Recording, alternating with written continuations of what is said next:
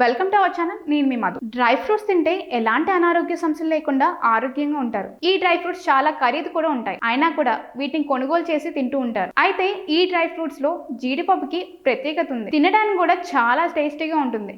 చిన్నపిల్లల నుంచి పెద్దవాళ్ళ వరకు ఎంతో ఇష్టంగా తింటూ ఉంటారు. అయితే ఇందులో పోషకాలు కూడా పుష్కలంగా ఉంటాయి. వీటిని తినడం వల్ల ఎలాంటి అనారోగ్య సమస్యలు కూడా దరిచేరు. అయితే ఈ జీడిపప్పు తినడం వల్ల బాడీలో కొలెస్ట్రాల్ పెరుగుతుందని, దీంతో తొందరగా బరువు పెరుగుతారని కొందరు భావిస్తారు. మరికొందరు ఇందులో క్యాలరీస్ అధికంగా ఉంటాయి, ఇవి బరువు తగ్గడానికి సహాయపడుతుందని భావిస్తూ ఉంటారు. ఇంతకీ జీడిపప్పు తినడం వల్ల బరువు పెరుగుతారా లేదంటే తగ్గుతారా అనే విషయాలు ఈ వీడియోలో తెలుసుకుందాం. జీడిపప్పు డైలీ తినడం వల్ల బరువు పెరుగుతూ ఉంటారు. ఇందులోని పోషకాలు శరీర బరువుని పెంచడంలో బాగా ఉపయోగపడతాయి. అయితే వీటిని తక్కువ క్వాంటిటీలో కాకుండా ఎక్కువ క్వాంటిటీలో తినడం వల్ల బరువు పెరుగుతారు. జీడిపప్పు ఎక్కువగా తినడం వల్ల బాడీకి వేడి చేస్తుంది, దీంతో జీర్ణ వ్యవస్థ దెబ్బతింటుంది. అలాగే అధికంగా బరువు ఉన్నవారు ఈ జీడిపప్పును తినకపోవడమే మంచిది, ఎందుకంటే ఇందులో పోషకాలు బరువు పెరిగేలా చేస్తాయి. అయితే మితంగా తీసుకుంటే దీని ప్రయోజనాలు శరీరానికి అందుతాయి, అధికంగా తీసుకుంటే అనారోగ్య సమస్యలు కూడా తప్పవు. జీడిపప్పులో మోనోసాచురేటెడ్ కొవ్వు పుష్కలంగా ఉంటుంది, ఇవి గుండె ఆరోగ్యానికి మేలు చేస్తాయి.